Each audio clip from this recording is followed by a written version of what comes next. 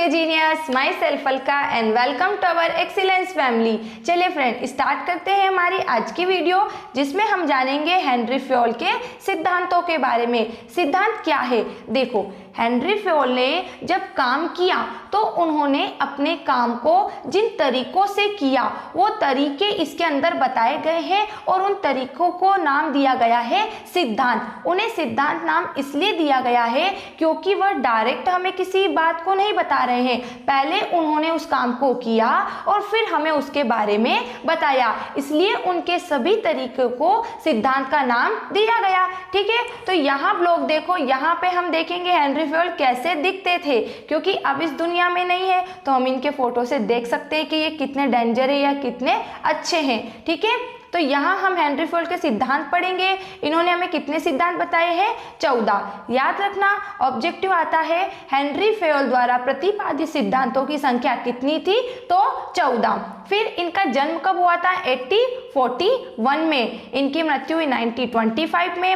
ये नागरिकता मतलब कहाँ के निवासी थे? फ्रांस के। ठीक, आगे इनका पेशा क्या था? ये कौन थे? खनन इंजीनियर एवं प्रबंध विषय के सिद्धांतक। ठीक है, मतलब मैनेजर का काम इन्होंने किया, तो किस तरीके से इन्होंने अपने बिजनेस को मैनेज करके रखा। ठीक है फ्रेंड्स, और इन्होंने ये सारी जो बातें हैं, ये जो काम के तरीके हैं, ये जो 14 सिद्धांत हैं, उन्हें इन्होंने किस पुस्तक में लिखा?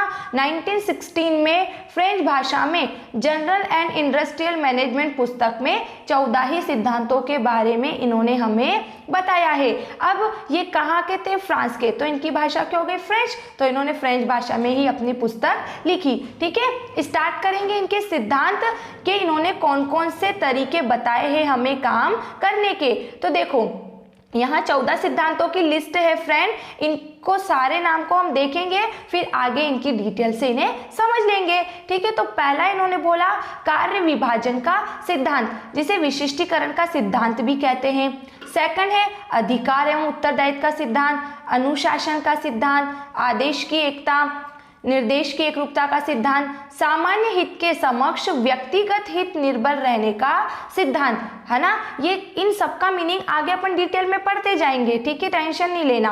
कर्मचारियों के पारिश्रमिक का सिद्धांत, केंद्रीकरण का सिद्धांत, सोपान या संपर्क श्रृंखला या पदानुक्रमता का सिद्धांत, ये इनके उपनाम भी लिखे गए हैं कि सोपान श्रृंखला को आप संपर्क श्रृंखला भी बोल सकते हो और पदानुक्रमता का सिद्धांत भी कह सकते हो।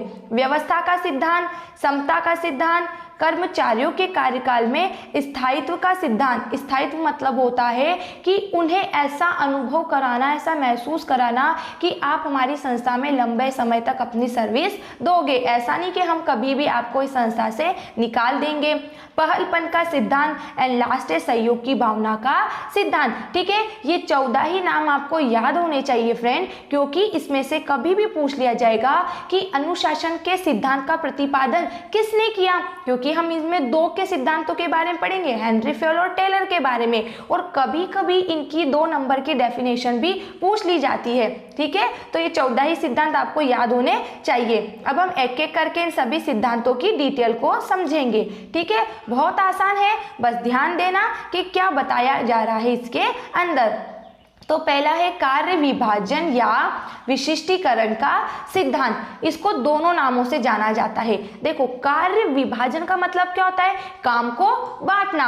और विशिष्टीकरण का मतलब क्या होता है? किस आधार पर आप कामों को बांट रहे हो, मतलब लोगों को काम दे रहे हो, तो जब उनको काम करना आ रहा है, उस काम को करने की उनके अंदर विशिष्टता है, मतलब वो योग्यता लिए हुए हैं उस काम को। ठीक है, तो कार्य विभाजन का मतलब होता है काम को बांटना, और विशिष्टता का मतलब होता है व्यक्ति में योग्यता के आधार पर काम को बांटना। ठीक है, तो यहाँ पर हेनरी फ्योल ने हमको बोला है कि हर एक व्यक्ति हर एक काम को नहीं कर सकता, लेकिन वह किसी एक काम को बहुत अच्छे से कर सकता है। तो आप उसके अंदर वो खूबी देखो कि वह किस काम को अच्छे से करेगा, फिर उसे वही काम दो, क्योंकि ऐसा करने से क्या होगा? आपका समय बचेगा। क्योंकि जब हम क्या करते हैं, किसी दूसरे व्यक्ति को लेकर आते हैं, फिर उसे काम को सिखाते हैं, फिर कहीं ना कहीं हमारे मन में डर रहता है कि हमारा काम अच्छे से करेगा या नहीं करेगा, तो हमारा समय धन जहाँ पर बर्बाद हो रहा है, इससे अच्छा हम ऐसे ही एक्सपर्ट व्यक्ति को क्यों ना लेकर आ जाए जो उस काम के लिए ही बना है या जिसने उस काम को करने की योग्यता हासिल की है। ठीक है, तो देखो इस सिद्धांत को विशिष्टीकरण का सिद्धांत भी कहा जाता है और विशिष्टीकरण के लाभों को प्राप्त करने के लिए कार्य का विभाजन किया जाना चाहिए। हम क्या बोल रहे हैं, कार्य विभाजन के सिद्धांत को विशिष्टीकरण का सिद्धांत कहा जाता है। और जब हमें किसी व्यक्ति की विशिष्टता को प्राप्त करना है, जैसे किसी भी व्यक्ति को कोई अच्छा सा काम आता है, ठीक है, अब उससे वो अपन को काम लेना है, उसकी योग्यता को जानना है, तो उसको काम देना भी तो पड़ेगा। ठीक है, जैसे कि यहाँ पर एग्जाम्पल देखो, मोहन क्या है, कॉमर्स का टीचर है। ठीक है, अब मोहन को अकाउंट भी आती है, इको भी आती है, बिजनेस भी आती है। तो अब हमको कैसे पता चलेगा कि मोहन अकाउंट बहुत अच्छे से पढ़ा देगा? जब हम मोहन को क्या बोलेंगे, अकाउंट पढ़ाने का बोलेंगे, तब जाके ही तो हमें उसकी विशिष्टता का क्या मिलेगा, लाभ मिलेगा। ठीक है, तो अब आगे देखो क्या बोला, जहां तक संभव हो वहां तक उपक्रम में एक व्यक्ति को एक ही कार्य सौंपा जाना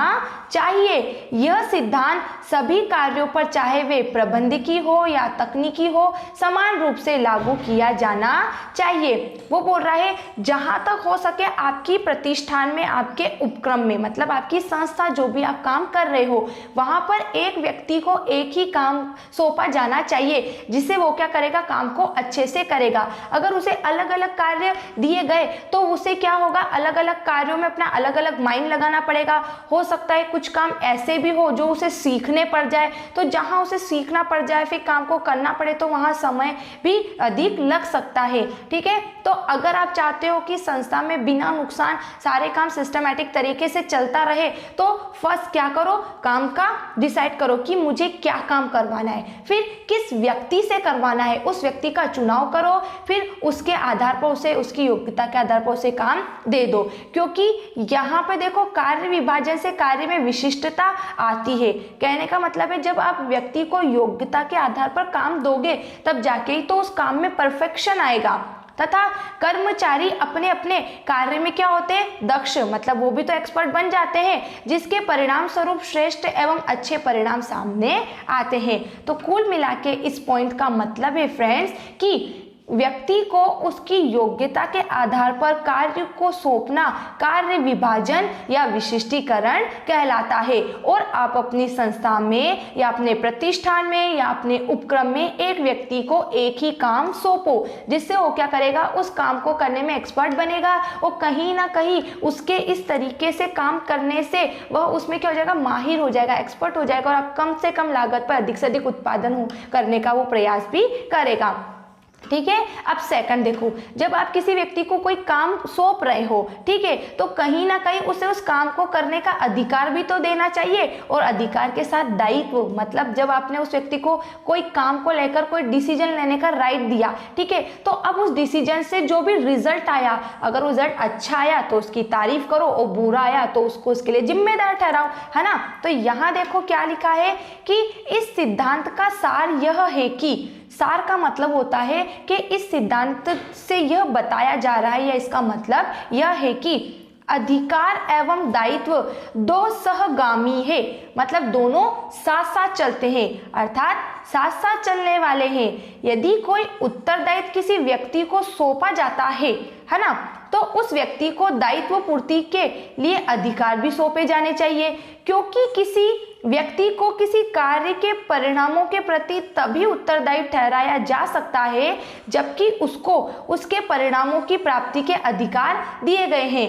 अधिकार और उत्तरदायित्व दोनों अलग अलग बातें होती है। अधिकार का मतलब होता है आप जब कोई काम कर रहे हो तो उस काम को किस लिमिटेशन में रह के आपको करना है, और उस काम को ऑपरेट करने के लिए आपको क्या क्या डिसीजन लेने पड़ सकते हैं, या आप क्या क्या डिसीजन ले सकते हो। और दायित्व का मतलब होता है जब आपको जो राइट्स दिए गए हैं उस राइट्स के लिए आपको जिम्मेदार ठहराया गया कि अगर आपने बुरा किया तो वो बुरा हुआ तो उसका परिणाम आपको भुगतना है, क्योंकि अधिकार और उत्तरदायित्व दोनों साथ साथ चलते हैं। अगर किसी व्यक्ति को बोल दिया, है ना, जैसे एग्जांपल से समझते हैं, ठीक है, कि यहाँ पर देखो ये राम है, ये किसी स्कूल का क्या है, टीचर है, ठीक है, ये किसी स्कूल में पढ़ाता है। अब यहाँ पर ये जो बच्चे हैं, ठीक है, अब ये राम जब इन बच्चों को पढ़ा रहा है, ठीक है, तो इस राम का जो ऑनर है, मतलब ये राम जिस स्कूल में पढ़ाता है वहाँ का जो ये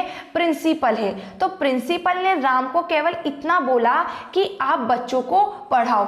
ठीक है, अब राम को साथ में उन्होंने अधिकार भी दिए हैं कि आप अगर बच्चा नहीं पढ़ता है तो उसे अपने तरीके से गाइड करो, कब बच्चे का टेस्ट लेना है, कैसे उसे समझाना है, कैसे एक्स्ट्रा क्लास उसकी लेनी है, ये सारे राइट्स क्या किए प्रिंसिपल ने राम को दिए। अब राम ने क्या किया, उन अधिकारों का उपयोग किया, मतलब जब बच्चे पढ़ नहीं रहे थे तो उनकी डांट भी लगाई, उनकी पिटाई भी लगाई, और कभी राम ने किसी बच्चे की ज़्यादा पिटाई लगा दी और पिटाई लगाने से बच्चों को कोई नुकसान हो गया तो उसका जिम्मेदार कौन हो गया, राम हो गया। तो यहाँ पर यही बताया गया है कि किसी व्यक्ति को काम सौंपने के साथ साथ उसके अधिकार और दायित्व भी सौंपे जाने चाहिए, क्योंकि अगर प्रिंसिपल ने अधिकार दिया राम को पिटाई करने का तो कहीं ना कहीं अधिकार को लेकर राम को अलर्ट होना चाहिए कि मुझे उन अधिकारों का गलत प्रयोग नहीं करना चाहिए। अगर बच्चा नहीं पढ़ रहा है तो मुझे उसकी इस तरीके से पिटाई नहीं लगानी जिससे उसका नुकसान हो जाए, और अगर राम ने उसकी ऐसी पिटाई लगा दी तो प्रिंसिपल की उसकी कोई गलती नहीं, ये सारी जिम्मेदारी राम की है, क्योंकि या तो फिर राम को अधिकार ही नहीं लेना था, उसे केवल पढ़ाने का काम करना था। तो कुछ इस तरीके से हेनरी फ्योल ने बोला कि जब आप कर्मचारी को काम दे रहे हो ना तो उसे अधिकार और उत्तरदायित्व दो, ताकि उत्तरदायित्व का मतलब होगा कि वो उस काम को करने से डरेगा कि गलत हो गया तो इसका भरपाई या इस नुकसान की भरपाई मुझे करनी पड़ेगी, तो कहीं ना कहीं वो काम को अच्छे से करेगा। और जब आप उसको अधिकार उत्तरदायित्व नहीं दोगे तो वो अपने तरीके से काम को करेगा। तो यहाँ पे मेरा मतलब आपको समझ में आ रहा है कि अधिकार उत्तरदायित्व का मतलब होता है कि काम को देने के साथ साथ उस काम से कैसे निपटा जाए इस बात को भी उन्हें ही सौंप दो, ताकि जो भी परिणाम होगा वह कर्मचारी ही भुगतेगा, क्योंकि उसकी गलती है, हम क्या करें। ठीक है, तो इस प्रकार से नुकसान से बचा जा सकता है।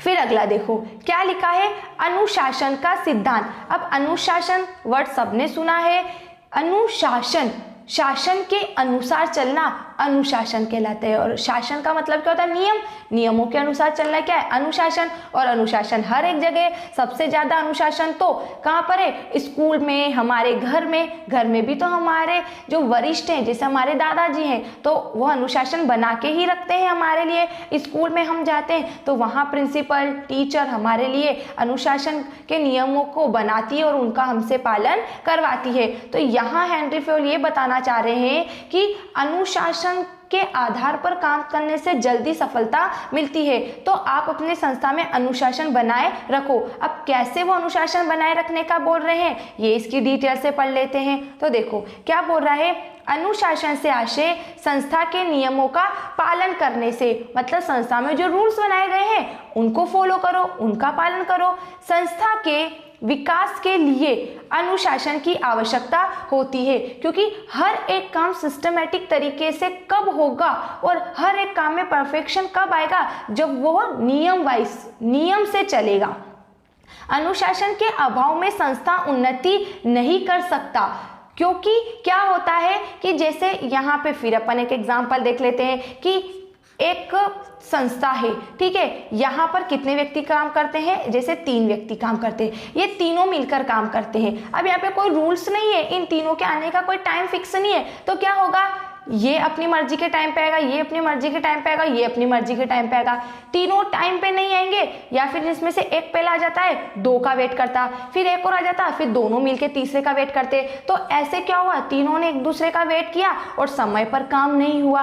ठीक है, तो इन सब बातों से बचने के लिए, अपने संस्थान को नुकसान से बचाने के लिए आपके कुछ नियम होने चाहिए। समय पर कर्मचारी को बुलाओ, समय पर उनकी छुट्टी करो, और उन्हें ये सब समझाने के लिए आपको आगे आने होगा, आपको अपना एग्जाम्पल देना होगा। जैसे अगर आप कर्मचारी को काम करने के लिए 10 बजे बुला रहे हो तो आप 9 बजे आके बैठ जाओ, ताकि कर्मचारी को लगे कि मुझे फिक्स 10 बजे जाना ही है, क्योंकि 9 बजे मेरा मालिक वहां पर बैठा है। और लेकिन अगर आपने सोचा कर्मचारी को 9 बजे बुलाऊं और मैं 10 बजे आऊं, तो कर्मचारी 9:30 बजे आएगा, क्योंकि वो सोचेगा कि कौन मुझे वहां पे देख रहा है, आराम से चलूं, मेरा मालिक तो लेट आता है। ठीक है, तो कुछ इस तरीके से जब आप काम लेते हो तो आपको भी अपना सहयोग उसमें देना करना होगा, जब जाके काम अच्छे से होगा, है ना। तो आगे देखो क्या बता रहा है फिर वो कि हेनरी फ्योल के अनुसार अनुशासन अच्छे नेतृत्व, स्पष्ट समझौते एवं दंड के द्वारा कायम रखा जा सकता है। नेतृत्व का मतलब होता है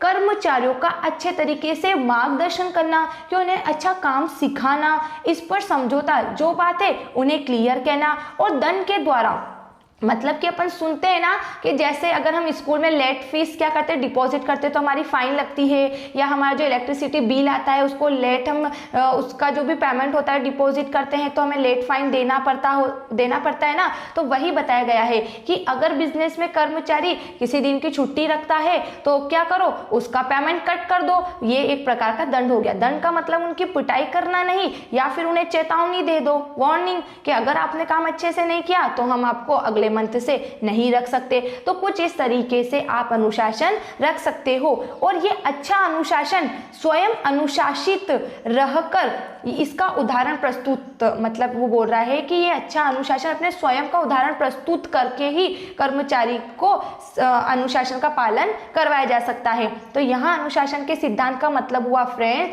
कि संस्था में कर्मचारियों के बीच अनुशासन होना चाहिए। अनुशासन का मतलब होता है उनके लिए नियम बनाओ, और जिस नियमों के आधार पर वो काम करे वो नियम उनसे फॉलो कराओ, और वो नियम तभी फॉलो करेंगे जब आप अपना अच्छा आचरण, अपना खुद का भी एक नियम उनको बताओ, आने का, जाने का, काम को करने का, ठीक है। तब जाके सीखेगा व्यक्ति, क्योंकि जैसा आप रहोगे वैसा ही आपके यहाँ पे काम करने वाला व्यक्ति भी बन जाएगा, ठीक है। अब अगले देखो, अगला हम किसके बारे में पढ़ रहे हैं यहाँ पर, आदेश की एकता का सिद्धांत। इसका मतलब है आदेश की एकता का सिद्धांत की कर्मचारी को आदेश मतलब क्या होता है, ऑर्डर एक ही अधिकारी से मिलना चाहिए, है ना। देखो हेनरी फ्योल के अनुसार आदेश की एकरूपता का सिद्धांत एक आधारभूत सिद्धांत है, मतलब नींव है वहां की, जिससे आपका कर्मचारी वहीं बना रहेगा, वो संस्था को छोड़ के नहीं जाएगा।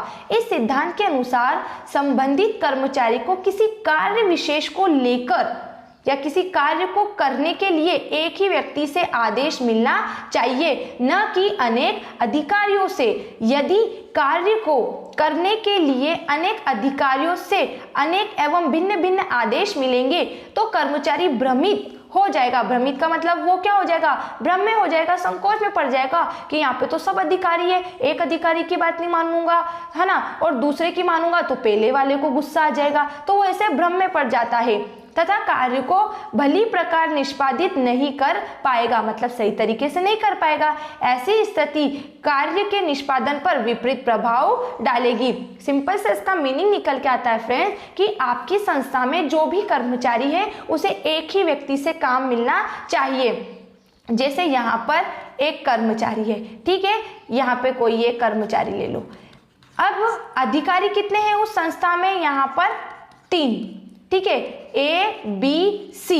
तो यहाँ कहने का मतलब आ रहा है कि ये A अधिकारी या B अधिकारी या C अधिकारी, तीनों में से कोई एक अधिकारी ही इसे काम सौंपे, है ना। जैसे कि अगर इस B और C को भी अगर कोई काम है तो वो इस A को वो सारा काम बता दे और A वो सारे काम का एक शेड्यूल बना के फिर इस कर्मचारी को दे दे। अलग अलग अधिकारी उसे अलग अलग तरीके का काम सौंपेंगे तो वो क्या हो जाएगा, कंफ्यूज हो जाएगा कि यार मैं किस अधिकारी की बात मानूं, क्योंकि मैं तो कर्मचारी हूँ। एक अधिकारी का काम कर दिया, दूसरे का नहीं किया तो उन्हें बुरा लग जाएगा, दूसरे का कर दिया, तीसरे का नहीं किया तो उसे बुरा लग जाएगा। और ऐसी कंडीशन में क्या होता है, आपस में मतभेद होने लग जाते हैं या मनमुटाव होने लग जाते हैं लोगों के बीच में। तो ये सारी प्रॉब्लम आपकी संस्था में क्रिएट ना हो तो उसके लिए हेनरी फ्योल ने आइडिया दे दिया कि एक ही व्यक्ति को बोलो जो 10 अधिकारियों के काम उस एक के पास लेके चल जाए और उसे सही तरीके से समझा दे, जिससे हमारा काम भी हो जाएगा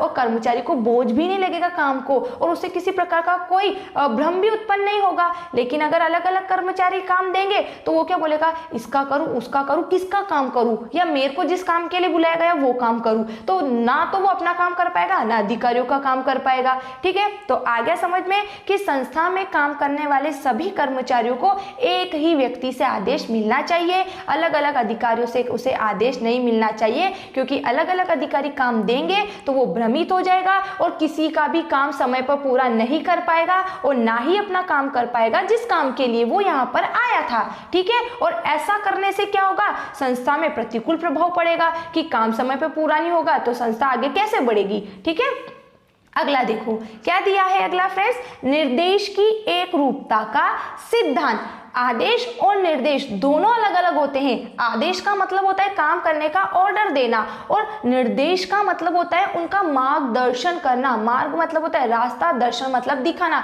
कि हाँ भाई आपको काम इस तरीके से करना है। कहने का मतलब है कि एक संस्था में अलग अलग तरीकों के काम होते हैं। ठीक है, अलग अलग काम के डिपार्टमेंट होते हैं। ठीक है, तो एक डिपार्टमेंट में उन्हीं कर्मचारियों को रखो जिन सबका काम एक जैसा हो और उन्हें गाइड करने वाला एक ही व्यक्ति हो। ऐसा नहीं कि संस्था में 5 कर्मचारी हैं और 5 ही का काम एक जैसा है और उन 5 को गाइड करने वाले अलग अलग व्यक्ति हैं। ठीक है, तो उनके काम अलग अलग जाएंगे। कहने का मतलब है 5 व्यक्ति जब एक जैसा काम कर रहे हैं ना, तो उन 5 को एक व्यक्ति गाइड करे, ना कि 5 के अलग अलग निर्देशक होने गाइड करने वाले। ठीक है, डिटेल में भी हमने यही लिखा है, देख लो। इस सिद्धांत का सार यह है कि समान उद्देश्य वाली समस्त क्रियाएं एक ही समूह में रखी जानी चाहिए।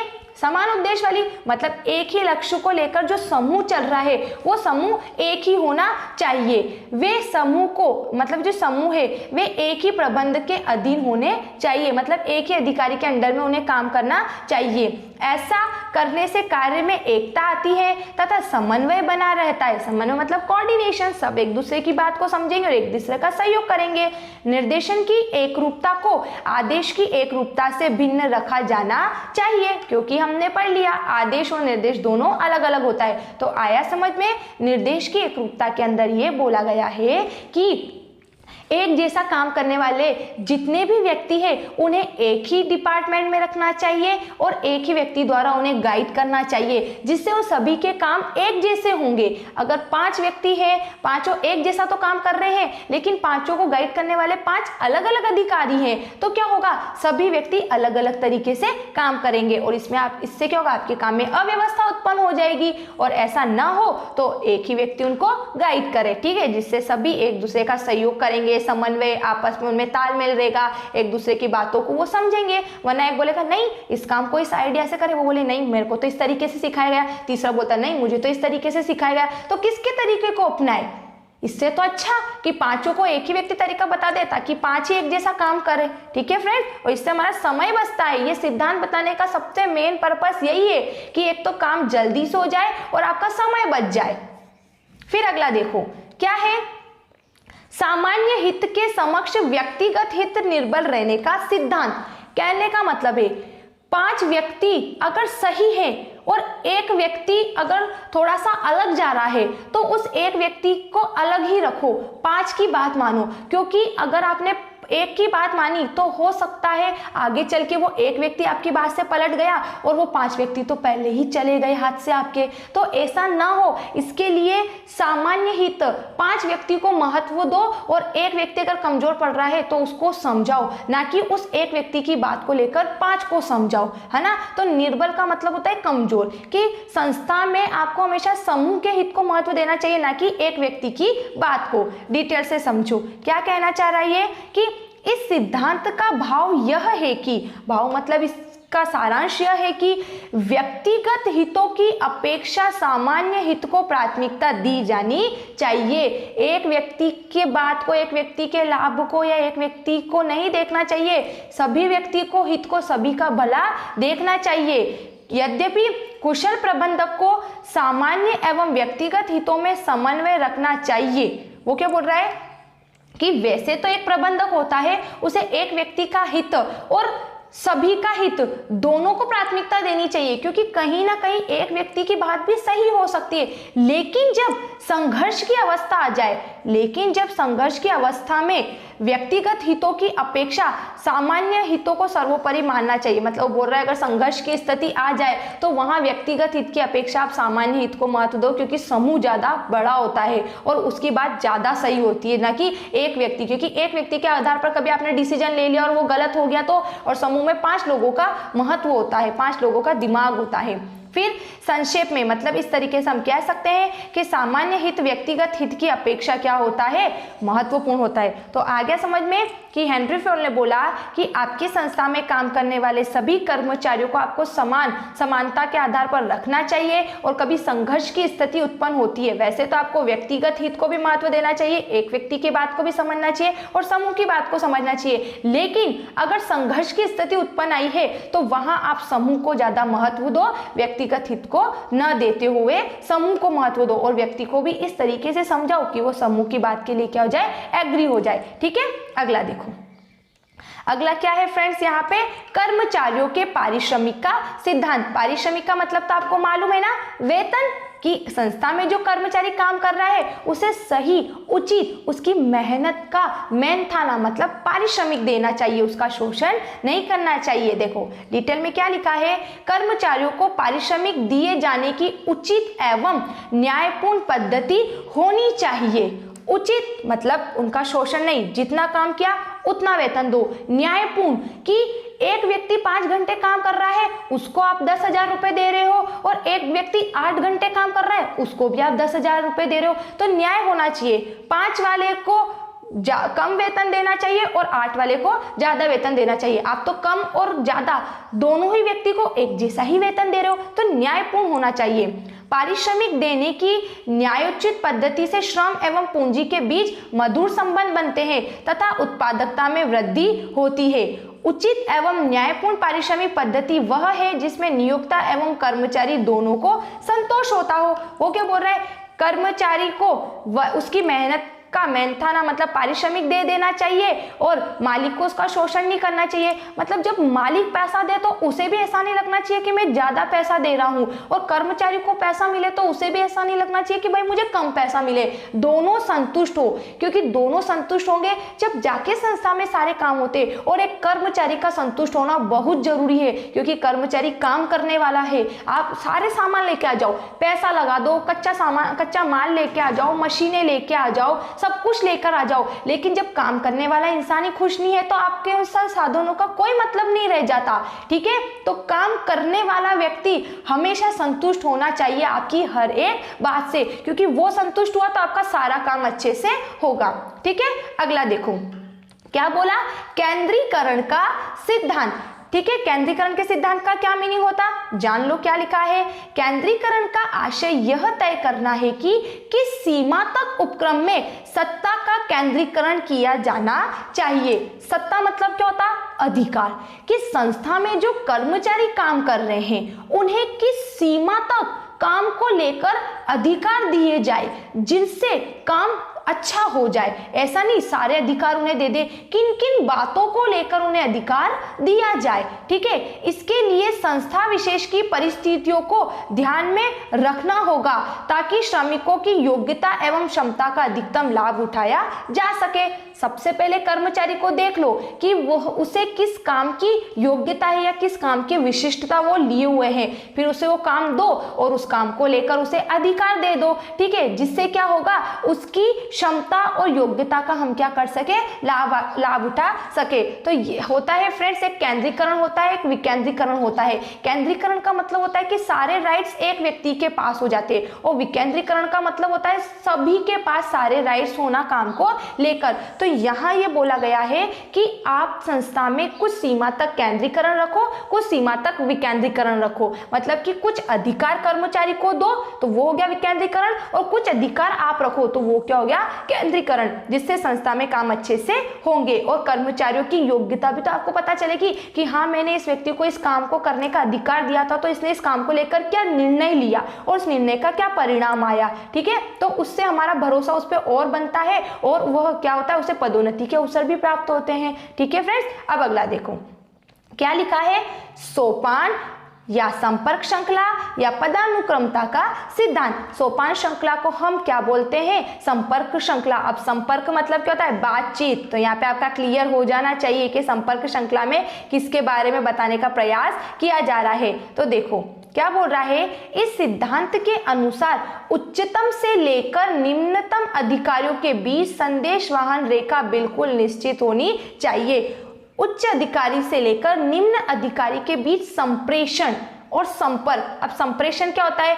हमारी विचारों और सूचनाओं का क्या करना? आदान प्रदान करना। मेरे माइंड में कोई आइडिया आया वो आपको बताना और आपके माइंड का आइडिया मुझे जानना। अगर एक व्यक्ति कोई बात को बोल रहा है तो वो भाषण हो जाता। हमेशा कम्युनिकेशन, संप्रेषण दो व्यक्तियों के बीच होता है और एक व्यक्ति बोलता है, दूसरा उस पर प्रतिक्रिया देता है, दूसरा कोई बात बोलता है तो वो संप्रेषण है। केवल एक बोल रहा है दूसरा सुन रहा है तो वो संप्रेषण नहीं है। तो यहाँ हम पढ़ेंगे कि संस्था में जो कर्मचारी होते हैं, निम्न स्तर का जो व्यक्ति है, निम्न क्या बोल रहा है इसमें? उच्च स्तर और निम्न स्तर। तो उच्च स्तर पर अधिकारी मतलब नियोक्ता आ गए, निम्न स्तर पर क्या आ गए? कर्मचारी आ गए। तो उच्च स्तर और निम्न स्तर के बीच जो संपर्क हो रहा है वो एक सीधी रेखा के रूप में होना चाहिए। यह सिद्धांत यह बताता है कि अधिकारियों एवं अधीनस्थों के बीच अधिकार एवं दायित्व का प्रत्यक्ष बहाव होना चाहिए। संदेश देने व लेने का मार्ग बिल्कुल स्पष्ट होना चाहिए ताकि कोई भी अधिकारी सत्ता श्रेणी का उल्लंघन न कर सके। कहने का मतलब है कि अगर एक व्यक्ति को, जैसे उच्च अधिकारी को किसी से कोई काम है कर्मचारी से, तो उस कर्मचारी और अधिकारी के बीच सीधी रेखा में संपर्क होना चाहिए। उनके बीच में कोई दूसरे व्यक्ति के माध्यम से उन तक संदेश नहीं पहुंचना चाहिए। जैसे एग्जांपल देखो, ये ए यहाँ का कौन है? ये कर्मचारी मान लेते हैं अपन, ठीक है। ए कौन है? कर्मचारी है। और यहाँ पे अपन बनाते हैं मालिक, ठीक है। ये मालिक बन गए। तो अब क्या हुआ?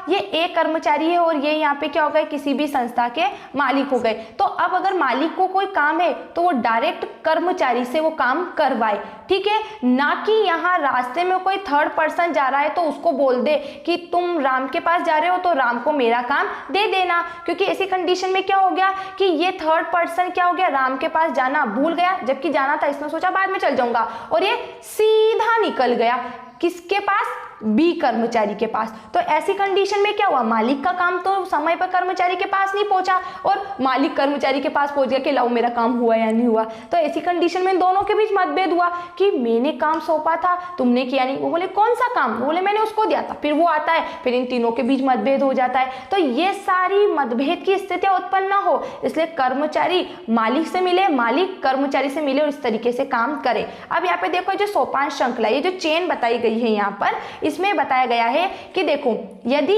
F को P से कोई काम है तो F P से डायरेक्ट नहीं मिल सकता। उसे पहले E D C B A के पास जाना होगा, फिर L M N O के बाद P के पास आना होगा, ठीक है। ऐसे स्टेप बाय स्टेप जाना होगा, सीधे तरीके से, ना कि बीच में वो किसी को वो कह दे, ठीक है। फिर यहाँ पे देखो, ये जो निशान बने हुए हैं कुछ इस तरीके का, इन निशानों का मतलब है कि F को कुछ ज्यादा ही इंपॉर्टेंट काम है तो वो P से डायरेक्ट मिल सकता है, लेकिन ऐसी कंडीशन में उसे क्या करना होगा? सबसे पहले F को E को सारी डिटेल बतानी होगी कि मैं P से इस रीजन से मिल रहा हूं और मुझे ये काम उससे करवाना है, और P को O को सारी बातें बतानी होगी कि मुझसे F मिलना चाहता है और ये काम हमें करना है। तो फिर F और P आपस में मिल सकते हैं, F और P कर्मचारी आपस में मिल सकते हैं। तो आ गया, कर्मचारी और मालिक दोनों के बीच सीधी रेखा के रूप में संपर्क होना चाहिए, उनके बीच में थर्ड पर्सन नहीं आना चाहिए। अब आपके माइंड में डाउट हो रहा है कि बीच में थर्ड पर्सन ही तो है, तो थर्ड पर्सन का मतलब होता है फ्रेंड्स कि डायरेक्ट, जैसे आज हमारे देश के जो राष्ट्रपति है, जो प्रधानमंत्री है, जो मुख्यमंत्री, क्या हम उनसे डायरेक्ट मिल लेते हैं? क्या नहीं मिलते, बीच में अनेक अधिकारियों से हमको मिलना पड़ता है, तब जाके ही तो हम उनके पास जाते हैं। तो यहाँ पर भी ये बात आ रही है कि जो कर्मचारी जब किसी मालिक से मिलने जा रहा है तो हालांकि वो उससे सीधा संपर्क करे, बीच बीच में व्यक्तियों से अधिकार ले लेकर उनके पास जाए, उनको बताए नहीं, सिर्फ आपातकालीन कुछ जरूरी काम हो तो किसी अधिकारी को बात कहकर उस तक पहुंचाए और फिर उससे मिले, ठीक है। तो ये क्लियर आ गया कि कर्मचारी और नियोक्ता दोनों के बीच सीधी रेखा के रूप में संपर्क होना चाहिए। अब अगला देखो क्या लिखा है? व्यवस्था का सिद्धांत। अब व्यवस्था का सिद्धांत क्या है? देखो, व्यवस्था का सिद्धांत ये बताता है कि काम को लेकर कर्मचारी को एक उचित स्थान देना चाहिए, उसका स्थान बदलना नहीं चाहिए कि आज यहाँ काम कर ले, आज वहाँ काम कर ले, तो ऐसे काम में अव्यवस्था आती है। ठीक है, तो देखो, यह सिद्धांत सामग्री एवं कर्मचारी की व्यवस्था से संबंधित है। सामग्री मतलब उसे समय पर माल भी मिल जाना चाहिए, ऐसा नहीं आज वहां से सामान लाना, कल वहां से लाना, ऐसे लाना, ऐसा नहीं। इस सिद्धांत का सार यह है कि प्रत्येक वस्तु एवं व्यक्ति का एक सही स्थान निश्चित होना चाहिए तथा उन्हें अपने निर्धारित स्थान पर ही होना चाहिए। व्यवस्था के सिद्धांत के अंदर यह बताया गया है कि कर्मचारी के काम करने का सही स्थान होना चाहिए, अलग अलग स्थान उसे रोज नहीं मिलने चाहिए और एक स्थान उसका निश्चित कर देना चाहिए और समय पर उसे मशीनें, माल भी उपलब्ध करवा देनी चाहिए। ठीक है, अगला देखो, समता का सिद्धांत। समता मतलब होता है समानता, सभी के साथ समान भाव रखना संस्था में। ऐसा नहीं कि संस्था में मेरा रिश्तेदार है तो रिश्तेदार को नहीं डांटू और कर्मचारी को डांट दूं। बिजनेस में रिलेशनशिप कोई मैटर नहीं रखती, वहां आपका रिश्तेदार भी एक एम्प्लॉय है। ठीक है, तो देखो क्या बता रहा है ये कि समता से आशय यह है कि अधिकारियों को अपने अधीनस्थों के साथ व्यवहार करते समय न्यायोचित एवं उदारता का परिचय देना चाहिए। न्याय, मेरा रिश्तेदार भी वही काम करेगा जो काम आपका है, जो डांट आपको लगी है वही डांट मेरे रिश्तेदार को लगेगी, तो वो न्यायोचित हुआ। सभी कर्मचारियों के साथ एक जैसा व्यवहार करना चाहिए जिससे कि उनमें कार्य के प्रति लगन तथा संस्था के प्रति सद्भावना बनी रहे कि हाँ, इस संस्था में सभी के साथ समानता और सद्भावना से काम किया जाता है, मतलब एक दूसरे की भावना सीखी जाती है, सहयोग की भावना यहाँ पर रहती है। इस सिद्धांत के परिणाम स्वरूप श्रमिकों एवं अधिकारियों के बीच मैत्रीपूर्ण संबंधों का विकास भी होता है। ठीक है, एक दूसरे के साथ मित्रता की क्या हो जाती है, रिश्ते बनते हैं, ऐसी बॉन्डिंग आने लगती है उनके बीच तथा कर्मचारियों का मनोबल ऊंचा उठता है एवं वो कार्य के प्रति प्रेरित होते हैं। एक मालिक जो है, कर्मचारी है, उसे अपना व्यक्तित्व ऐसा रखना चाहिए कि उसे देख के उसका कर्मचारी जो है वो डरे नहीं बल्कि अपनी बातें उसे बताए। ठीक है, और उन दोनों के बीच मित्रता जैसा व्यवहार होना चाहिए। अगर जब मालिक न्यायोचित व्यवहार करेगा और सभी को एक जैसा समझेगा तब जाके ये सारी बातें उसके अंदर आएगी। एंड लास्ट के देख लो फ्रेंड्स, 3 और बचे हैं अपने। कर्मचारियों के कार्यकाल में स्थायित्व का सिद्धांत, मतलब कर्मचारियों को ऐसा अनुभव कराओ कि आप हमारी संस्था को लंबे समय तक अपनी सर्विस दो, हमें आपकी बहुत ज्यादा जरूरत है, तब जाके वो काम को अच्छे से करेगा। तो इस सिद्धांत के अनुसार कर्मचारियों में नित्य प्रति परिवर्तन नहीं करने चाहिए, मतलब संस्था में नए नए कर्मचारी नित्य प्रति मतलब रोज रोज नए नए कर्मचारी नहीं होने चाहिए, क्योंकि नए नए कर्मचारी होंगे तो उन्हें आपके संस्था के बारे में समझाना भी तो होगा, और एक पुराना कर्मचारी जितना आपको समझता है, जितनी आपको संस्था को समझता है, उतना नई कर्मचारी नहीं समझ पाएगा। वो कब समझेगा? जब उसे थोड़ा टाइम मिलेगा, और टाइम मिलेगा तब तक बहुत देर हो जाती है। तो आप नए नए कर्मचारी को ना बदलते हुए पुरानी कर्मचारियों से ही काम अच्छे से करवाओ, है ना, क्योंकि ऐसा करने से क्या होता है, संस्था के हित, ऐसा करना संस्था के हित में ही नहीं होता है। वो बोल रहा है कि जब आप क्या बोलते हो कि नए नए कर्मचारी बदलते हो तो ऐसा करना आपके संस्था के हित में नहीं होता है, इससे नुकसान ही होता है, क्योंकि उन्हें काम सिखाना पड़ता है। कुशल प्रबंध के लिए कर्मचारियों में क्या होना चाहिए, स्थायित्व का होना आवश्यक है। स्थायित्व का विश्वास होने से ही कर्मचारी में नए काम को सीखने का उत्साह उत्पन्न होता है तथा संस्था के प्रति उसकी निष्ठा भी बढ़ती है, वो और ईमानदारी से काम करने लगता है। तो आया समझ में कि आपकी संस्था में कर्मचारियों के भाव ऐसे होने चाहिए कि वह पूरी समर्पण भाव से आपकी संस्था में काम करे, और आपको भी उसे ये अनुभव करना चाहिए कि आपकी मेरी संस्था में बहुत जरूरत है, तब जाके कर्मचारी पूरी ईमानदारी से काम करता है। अगला देखो, पहलपन का सिद्धांत। पहलपन का मतलब होता है एडवाइस देना, क्योंकि एक काम करवाने वाले से ज्यादा एक काम करने वाला जानता है, और एक काम करने वाला अपना आइडिया आपको कब बताएगा, जब आप उसे ऐसा मौका दोगे, आप उससे पूछोगे। तो समय समय पर आप मीटिंग रखो जहां पर कर्मचारी अपने विचार आपको बताए, फिर उनके विचारों को अपनाओ, उनकी प्रशंसा करो, है ना। तो यहाँ पर हेनरी फ्योल ने यही बताया है कि प्रत्येक अधिकारी को चाहिए कि वह अधीनस्थों को पहलपन करने के लिए प्रेरित करता रहे, मतलब उनकी उनकी एडवाइस लेता रहे, उन्हें ऐसा बोले कि काम को लेकर कोई आइडिया बताओ। किसी प्रबंधक को अपने अधीनस्थ कर्मचारियों को नई योजना, नए विचार, नए कार्यक्रम के साथ आगे आने के लिए प्रेरित करते रहना चाहिए। ऐसा करने से उन पर मनोवैज्ञानिक प्रभाव पड़ता है, मतलब उनकी मानसिकता बदलती कि हाँ मेरे को इंपॉर्टेंस दी गई। होता है ना ऐसा कि मीटिंग में अपन कर्मचारी को बुलाओ और फिर उनको बोलो कि आपके सुझाव दो, आपके सुझाव दो, तो कहीं ना कहीं उनको लगता है कि यार मुझे इतनी इंपॉर्टेंस दी गई यहाँ पे, मतलब मैं भी कुछ हूँ। तो जब एक व्यक्ति की मानसिकता बदल जाती है या बदल जाती है तो उसके काम भी बदल जाते हैं और मानसिकता का बहुत ज्यादा इफेक्ट पड़ता है हर एक बात को लेकर। तो कर्मचारी के जो विचार है तो उनके विचारों, योजना को यथासंभव क्रियान्वित भी किया जाना चाहिए, मतलब समय के अनुसार उन्हें लागू करना चाहिए। ऐसा नहीं कि बस उनकी एडवाइस ले ली और उनको लागू नहीं किया। अगर एडवाइस सही लगे तो उसे लागू भी करो और उनकी सराहना, मतलब उनकी प्रशंसा की जानी चाहिए। एंड लास्ट है इसमें फ्रेंड, सहयोग की भावना का सिद्धांत। सहयोग तो बहुत जरूरी होता है हर एक जगह, बिना सहयोग के कोई काम होता ही नहीं है। तो हेनरी फ्योल के अनुसार संस्था में सहयोग की भावना का बोलबाला होना चाहिए, मतलब 10 कर्मचारी भी काम कर रहे ना तो 10 ही एक दूसरे से एक चेन की तरह जुड़े रहे, कि एक दूसरे से जुड़ा दूसरा, तीसरे से तीसरा, चौथे से कड़ी की तरह, ठीक है, एक दूसरे का सहयोग वो करे। समस्त संगठन को सहयोग पूर्वक एवं टीम की भांति कार्य करते रहना चाहिए, तभी तो सफलता प्राप्त की जा सकती है। और ऐसा सहयोग कब बना रह सकता है फ्रेंड्स, जब उनके बीच अच्छा समन्वय हो, और समन्वय मतलब तालमेल, आपसी समझ हो। और ये सारा काम कौन कर सकता है, एक अच्छा प्रबंधक। तो इस तरीके से बताया गया है निष्कर्ष रूप में कि ये जो फ्योल के सिद्धांत सार्वभौमिक है, मतलब सभी जगह है। ये सिद्धांत हर देश, काल एवं स्थिति में लागू होते हैं। इसका प्रयोग पहले भी किया जाता था, आज भी किया जाता है और भविष्य में भी किया जाता रहेगा। तो अब आप जब कोई बिजनेस करते हो तो आपको ये 14 बातें बताई गई है, ठीक है। इसको अपनाने से आप अपने बिजनेस में जल्दी सफलता प्राप्त कर सकते हो। और जरूरी नहीं है कि जैसा इन्होंने बोला वैसा ही अपनाओ, आप खुद थोड़ा चेंजेस करके अपना सकते हो। अब अगर आपको किसी भी पॉइंट्स में कोई डाउट लगता है तो आप मुझे कमेंट्स बॉक्स में जरूर लिख के बताइएगा। Thanks for watching this video, bye bye.